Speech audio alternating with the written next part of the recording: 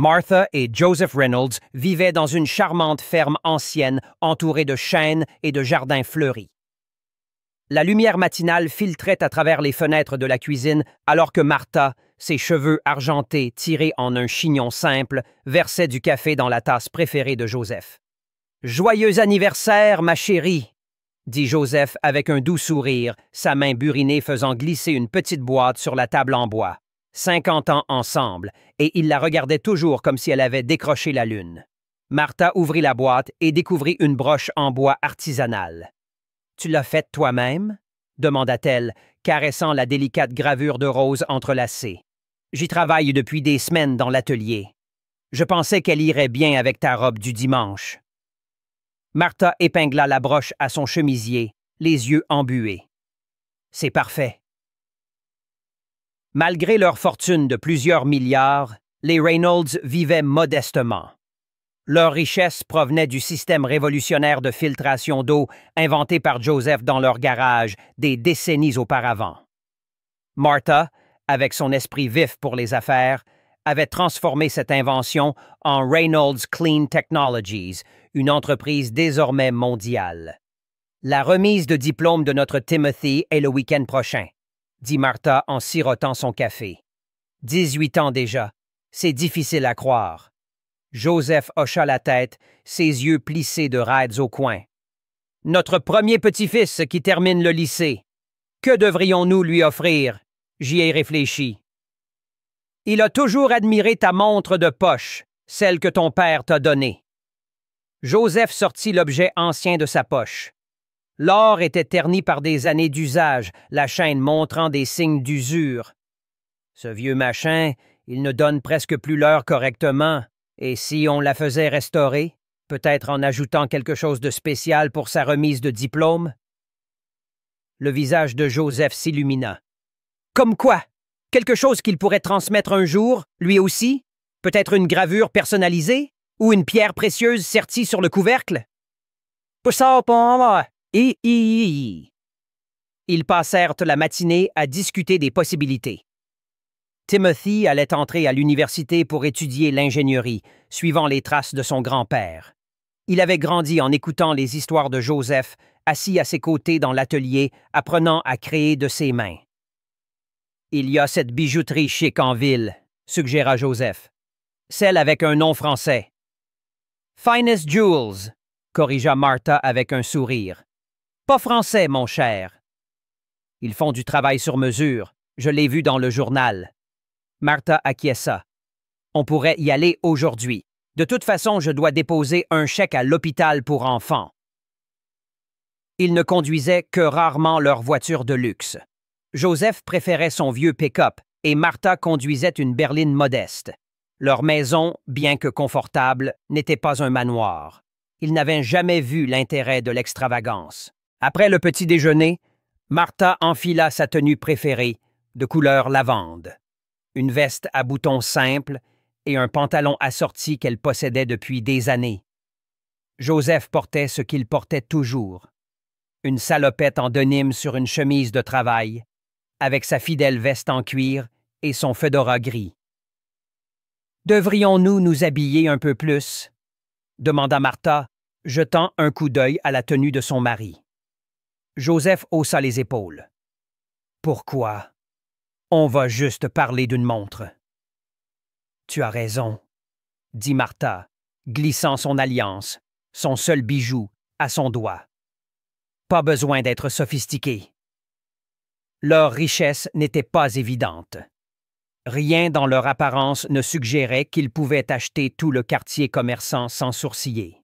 Les mains calleuses de Joseph et son visage buriné par le soleil parlaient de travail acharné, pas de luxe. La coiffure simple de Martha et son maquillage minimaliste étaient ceux d'une femme qui valorisait la praticité. En roulant vers le centre-ville dans le vieux pick-up de Joseph, ils discutèrent de la fête de remise de diplôme de Timothy, des nouveaux rosiers que Martha voulait planter et du dernier projet de menuiserie de Joseph. Aucun d'eux ne pensa une seconde à leur apparence en se garant et en marchant vers Finest Jewels. Ils ne s'étaient jamais souciés de ce que les autres pensaient d'eux. Leur choix de vie n'était pas une tentative de cacher leur richesse. Ils préféraient simplement la simplicité. Ils ne se doutaient pas que leur apparence modeste allait déclencher une série d'événements qui ferait regretter au personnel de Finest Jewels d'avoir jugé un livre à sa couverture. Finest Jewels brillait comme un temple d'opulence. Des lustres en cristal projetaient des prismes de lumière sur des sols en marbre. Des vitrines en verre exposaient des colliers, des bagues et des bracelets qui coûtaient plus cher que la maison de la plupart des gens. L'air lui-même semblait coûteux, parfumé d'exclusivité. Lorsqu'ils ouvrirent les lourdes portes en verre, un garde de sécurité en costume sur mesure les détailla du regard, son expression passant de l'alerte au dédain. Le message était clair. Des gens comme eux n'avaient pas leur place ici. « Puis-je vous aider ?» demanda-t-il, se positionnant subtilement entre eux et les vitrines. « Nous sommes ici pour une pièce sur mesure, » expliqua Martha poliment. Le garde hésita, puis désigna le comptoir de réception. « Inscrivez-vous là-bas. » Au comptoir poli, une jeune femme au maquillage impeccable leva les yeux, son sourire accueillant se figeant lorsqu'elle les vit. Ses yeux glissèrent vers une collègue, un message silencieux passant entre elles. « Avez-vous un rendez-vous » demanda-t-elle, sa voix se refroidissant de plusieurs degrés. « Non, nous n'en avons pas, » répondit Martha. « Nous souhaitons faire restaurer une montre ancienne et la personnaliser. » En cas. Les doigts parfaitement manucurés de la réceptionniste tapèrent sur son clavier. « Je vois. Eh bien, nos maîtres joailliers sont très occupés. Le délai pour les travaux sur mesure est considérable. »« Nous ne sommes pas pressés, » dit Joseph, son ton amical. « C'est pour la remise de diplôme de notre petit-fils le week-end prochain. Mais même si ça prend plus de temps, ça nous va. » Les sourcils de la réceptionniste se haussèrent légèrement. « Les pièces sur mesure commencent généralement à 20 000 $. Joseph hocha la tête calmement. « C'est parfait. »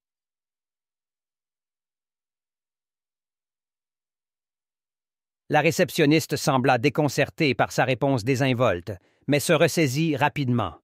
« Un instant, s'il vous plaît. »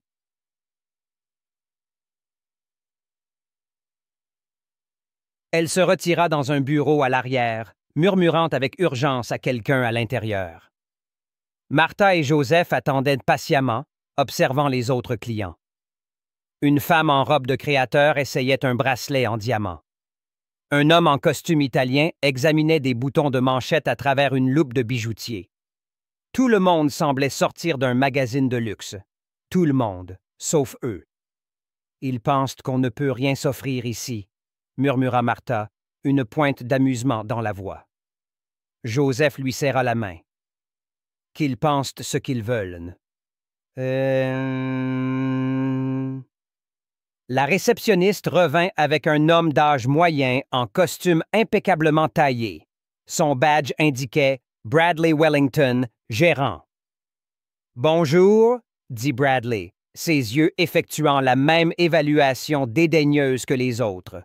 « Je comprends que vous êtes intéressé par nos services sur mesure. »« Oui, » répondit Martha. « Nous aimerions restaurer cette montre de poche et peut-être y ajouter une touche spéciale pour notre petit-fils. » « Et tu ne qu'on passe pas. » Joseph sortit la montre ancienne, la posant soigneusement sur le comptoir. Bradley y jeta à peine un coup d'œil. « Je vois. Et quel genre de budget aviez-vous en tête pour ce projet? » Martha et Joseph échangèrent un regard. « Nous n'avions pas fixé de limite précise, » répondit Martha. « Ce qu'il faudra pour la rendre spéciale. » Le sourire de Bradley n'atteignit pas ses yeux. « Nos artisans sont parmi les meilleurs au monde. Leur travail exige une rémunération appropriée. »« Nous comprenons, » dit Joseph. « Peut-être, » suggéra Bradley, son ton condescendant. « Seriez-vous plus à l'aise chez Timewise, sur la 5e rue. Il propose des options plus économiques. Martha se redressa. Nous sommes ici parce que nous savons que vous êtes les meilleurs. Le sourire de Bradley se crispa. En effet, nous le sommes. C'est pourquoi notre clientèle vient généralement préparée pour un investissement significatif. À ce moment-là, plusieurs clients avaient remarqué l'échange. Une femme parée de diamants murmura quelque chose à son compagnon. 2 vendeurs observaient depuis leur comptoir, un sourire narquois aux lèvres. « Peut-être pourriez-vous nous montrer des exemples de vos travaux de restauration ?» suggéra Martha, refusant de se laisser intimider.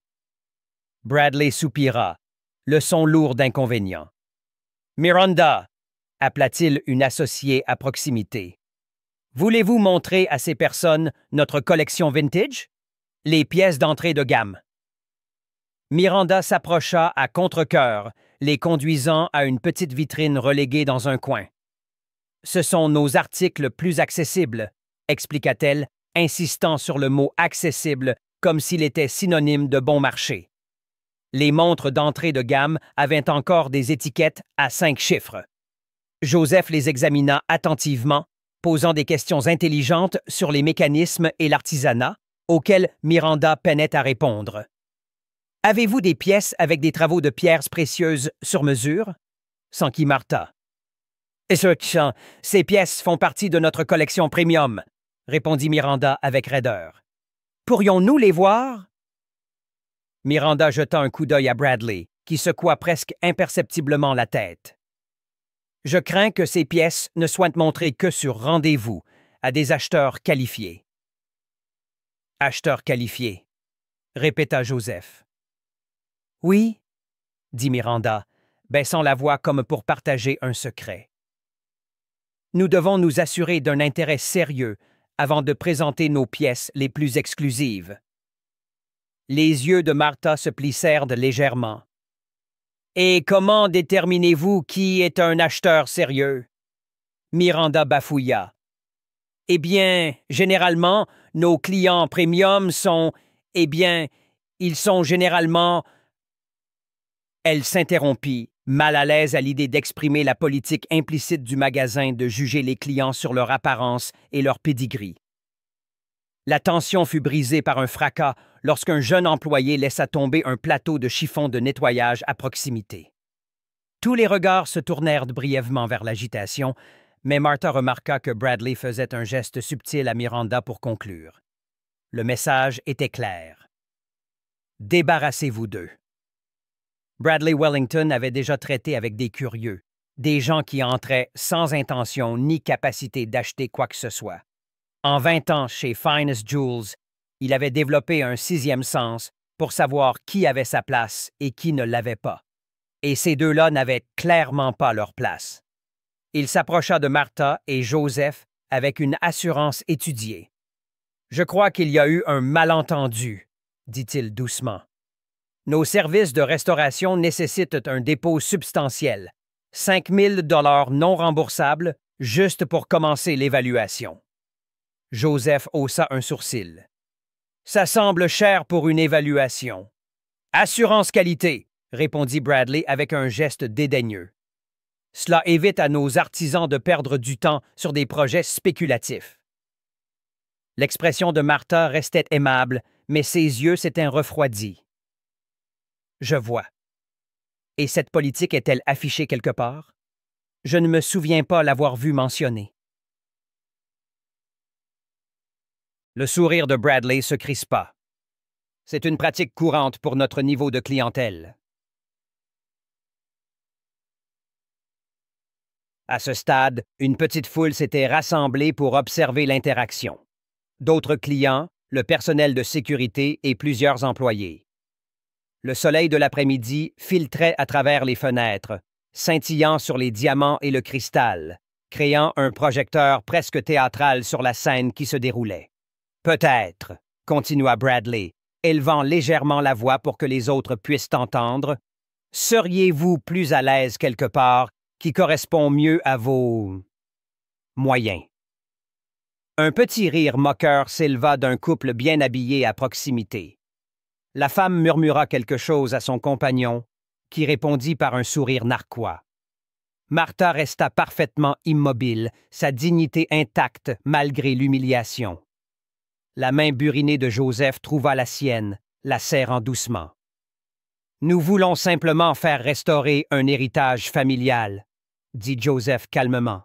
« Si vous n'êtes pas intéressé par notre affaire... » « Ce n'est pas une question d'intérêt, » interrompit Bradley, sa voix dégoulinant de condescendance.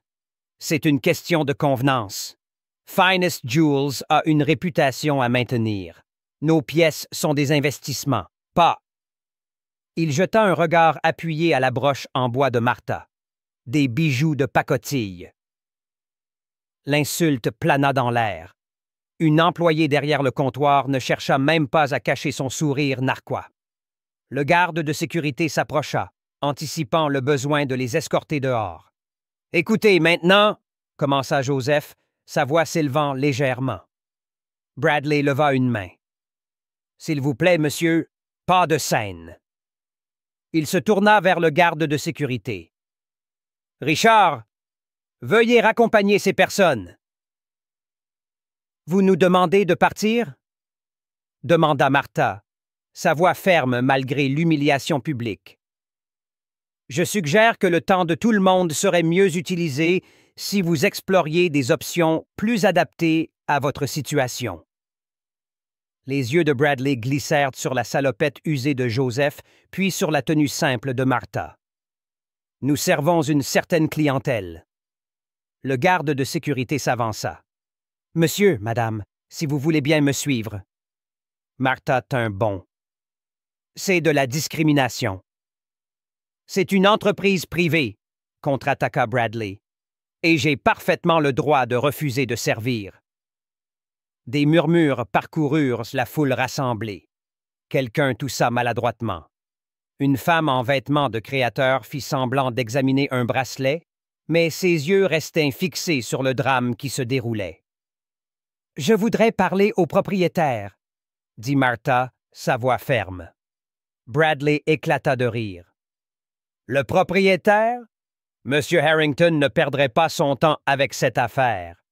Maintenant, partez avant que je ne sois forcé d'appeler les autorités. » La corde de velours rouge qui séparait l'entrée du magasin de la salle d'exposition principale semblait soudain être une barrière entre deux mondes, celui du luxe et du privilège et celui des gens ordinaires qui n'avaient pas leur place.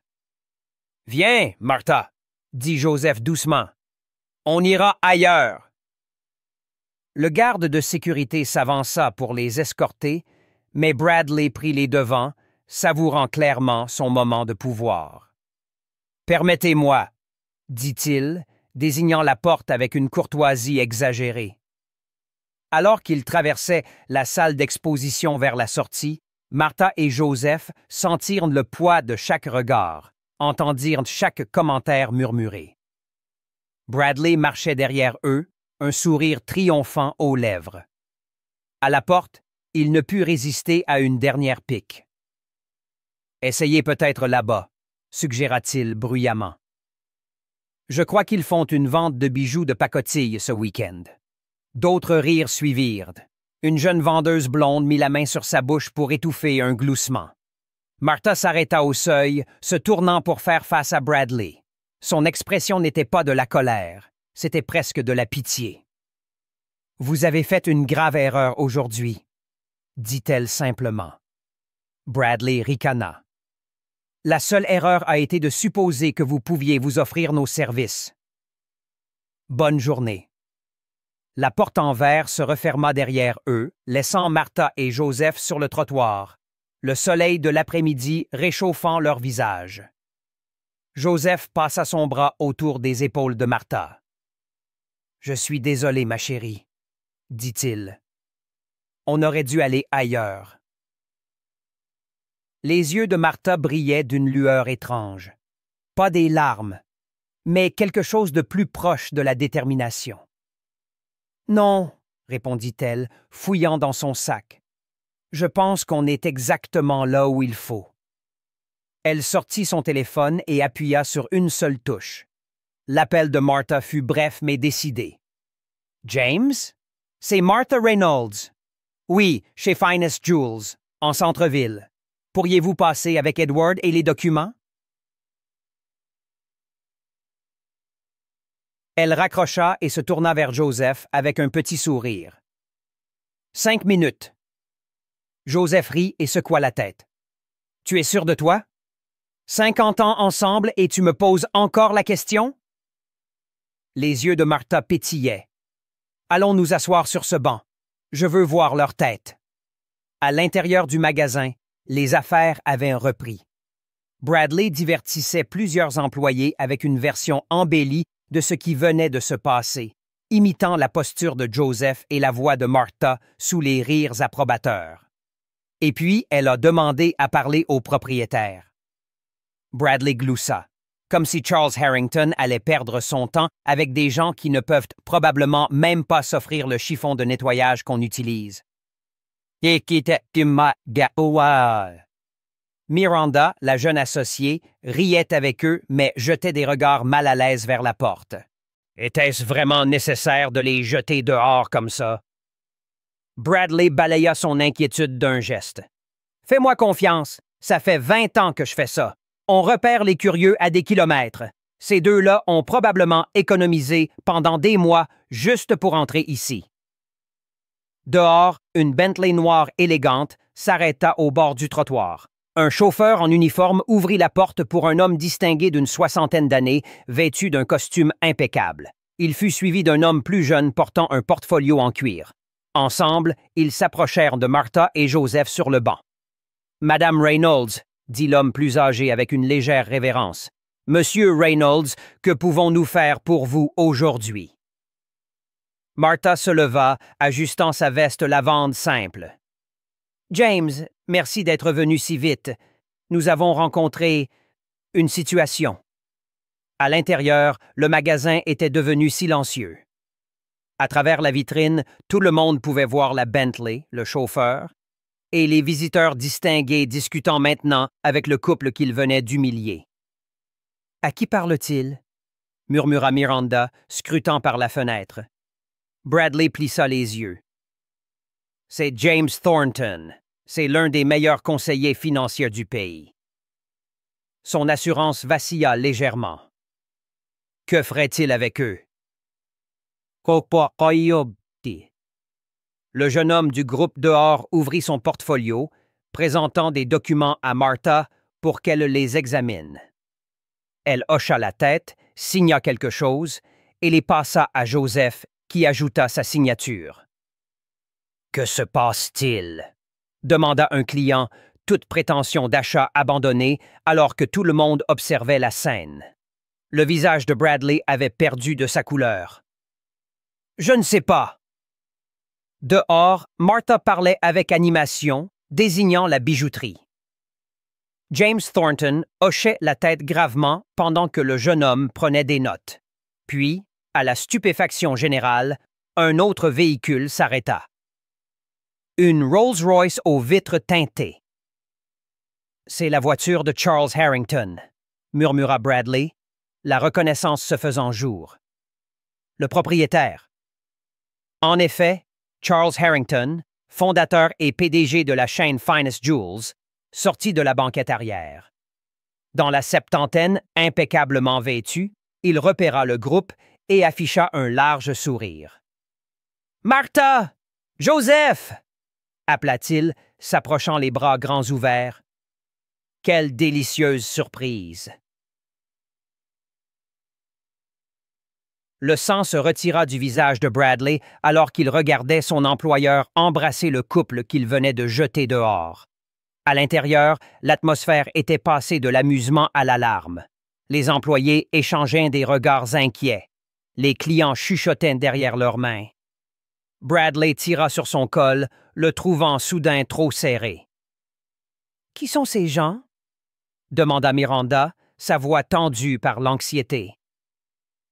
Avant que Bradley ne puisse répondre, Martha, Joseph, James Thornton, le jeune assistant et Charles Harrington se tournèrent tous vers le magasin.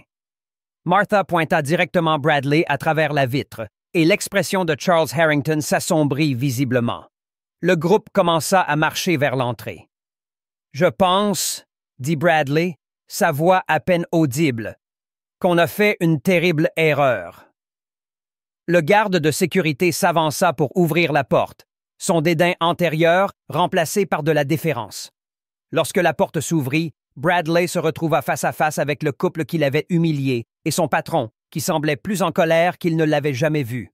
« Bradley, » dit Charles Harrington, sa voix dangereusement basse, « nous devons parler. » L'atmosphère chez Finest Jewels s'était complètement transformée. Là où il y avait des sourires narquois et des chuchotements, il n'y avait plus qu'un silence stupéfait. Tous les regards étaient fixés sur la scène qui se déroulait. « Charles, » dit Martha agréablement, « nous ne nous attendions pas à vous voir aujourd'hui. » L'expression de Charles Harrington était un mélange de joie envers les Reynolds et de fureur à peine contenue envers son personnel. Quand James m'a appelé pour dire que vous étiez ici, je n'en croyais pas mes oreilles, et puis il m'a raconté ce qui s'est passé. Il se tourna vers Bradley, dont le visage était passé de pâle à cendré. « Monsieur Wellington, avez-vous la moindre idée de qui vous venez de jeter de mon magasin? » Bradley déglutit difficilement. « Je crains qu'il y ait eu un malentendu. »« En effet, il y en a eu un, » acquiesça Charles, sa voix glaciale. « Vous venez d'insulter Martha et Joseph Reynolds. » Le nom tomba comme une bombe dans la salle d'exposition silencieuse. Miranda laissa échapper un hoquet audible. Le verre de champagne d'un client glissa de ses doigts, se brisant sur le sol en marbre. « Reynolds », répéta Bradley faiblement. « Comme dans Reynolds Clean Technologies », confirma James Thornton, ajustant ses lunettes. L'entreprise actuellement évaluée à environ 87 milliards de dollars. Des murmures parcoururent le magasin. Reynolds Clean Technologies était un nom connu de tous. Leur système de filtration d'eau était présent dans des millions de foyers, d'hôpitaux et d'entreprises à travers le monde. Leur travail humanitaire avait été mis en avant dans d'innombrables reportages. Mais, bégaya Bradley, regardant frénétiquement entre le couple âgé et son patron, ils ne ressemblent pas à des milliardaires? Martha termina pour lui, sa voix douce mais ferme. Et à quoi devraient ressembler des milliardaires, Monsieur Wellington? Bradley n'avait pas de réponse. Joseph, qui était resté silencieux jusqu'à présent, prit la parole.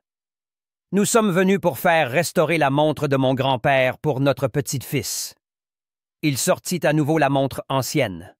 Elle n'a pas beaucoup de valeur en dollars, mais elle compte énormément pour notre famille. Charles Harrington prit la montre, l'examinant avec révérence. « Ce serait un honneur de la restaurer pour vous, Joseph, sans frais, bien sûr. »« Nous paierons le prix total, » insista Martha. « Nous ne voulons pas de traitement spécial. » Charles sourit tristement. « D'après ce que je comprends, un traitement spécial est exactement ce que vous avez reçu aujourd'hui, mais pas celui que quiconque devrait souhaiter. » Le jeune homme au portfolio s'avança. « Madame Reynolds, les documents que vous avez signés? »« Ah oui, » acquiesça Martha. « Charles, nous venons de finaliser le don pour l'aile de l'hôpital pour enfants. 50 millions, comme convenu. » Bradley semblait sur le point de s'évanouir. « Merveilleux !» s'exclama Charles. « Le centre pédiatrique Harrington Reynolds aidera tant de familles. » C'était notre course d'aujourd'hui avant de nous arrêter ici, expliqua Martha. Nous pensions en profiter pour nous occuper du cadeau de remise de diplôme de Timothy aussi. La révélation frappa tout le monde comme un coup de tonnerre. Ce couple discret venait de faire un don de 50 millions de dollars avant de s'arrêter pour acheter un cadeau pour leur petit-fils. « Je pense, » dit Charles, se tournant vers Bradley avec une voix d'acier. « Vous devez des excuses à Monsieur et Madame Reynolds. » Le vernis professionnel de Bradley s'était complètement effondré. « Je ne sais pas quoi dire. Je suis profondément, terriblement désolé pour la façon dont vous avez été traité. » J'ai fait des suppositions impardonnables. Pas seulement à notre sujet, répondit Martha. Votre attitude suggère que vous jugez tous vos clients sur leur apparence. Ce n'est pas une façon de traiter qui que ce soit, peu importe leur compte en banque. Miranda s'avança, les yeux baissés. Je suis désolée, moi aussi. J'ai été grossière et dédaigneuse. Martha hocha la tête, acceptant les excuses avec grâce. Nous faisons tous des erreurs. Ce qui compte, c'est d'en tirer des leçons. Charles s'adressa à tout le personnel qui s'était rassemblé en demi-cercle. Aujourd'hui devrait servir de leçon puissante. Cette entreprise a été bâtie sur le respect de chaque personne qui franchit cette porte. Il jeta un regard à Bradley. Certains changements de personnel seront effectués avec effet immédiat. Il se tourna vers Martha et Joseph. Maintenant, à propos de cette montre, j'aimerais que notre maître joaillier y jette un œil. Et peut-être souhaiteriez-vous voir quelques options pour le cadeau de Timothy. Martha sourit. Ce serait charmant, Charles. Alors que le personnel, penaud, s'empressait de fournir le meilleur service qu'il n'avait jamais donné, Joseph se pencha vers sa femme et murmura « Était-ce vraiment nécessaire? » Martha tapota sa main. « Pas pour nous, mon cher, mais peut-être pour le prochain couple qui entrera en portant une salopette au lieu d'étiquette de créateur. Parfois, les personnes les plus riches ne sont pas celles qui affichent leur statut. Le vrai caractère se manifeste dans la manière dont nous traitons les autres, quelle que soit leur apparence ou leur position sociale. Si cette histoire vous a touché, n'oubliez pas de cliquer sur le bouton « J'aime » et de vous abonner à notre chaîne pour d'autres rappels puissants sur l'importance de regarder au-delà des apparences. D'où regardez-vous aujourd'hui? Dites-le nous dans les commentaires ci-dessous. Rappelez-vous, la gentillesse et le respect ne coûtent de rien, mais leur absence peut coûter cher, comme Bradley Wellington l'a appris à ses dépens. Rejoignez-nous demain pour une autre histoire qui pourrait bien changer votre façon de voir le monde. Notes sur la traduction. Le ton chaleureux et narratif a été maintenu, avec des descriptions vivantes et des dialogues naturels adaptés au français courant. Les expressions idiomatiques anglaises, comme « she hung the moon », ont été traduites par des équivalents poétiques français, comme si elle avait décroché la lune. Les noms propres, Reynolds Clean Technologies, Finest Jewels, etc., sont restés inchangés, conformément aux conventions pour les marques et entreprises.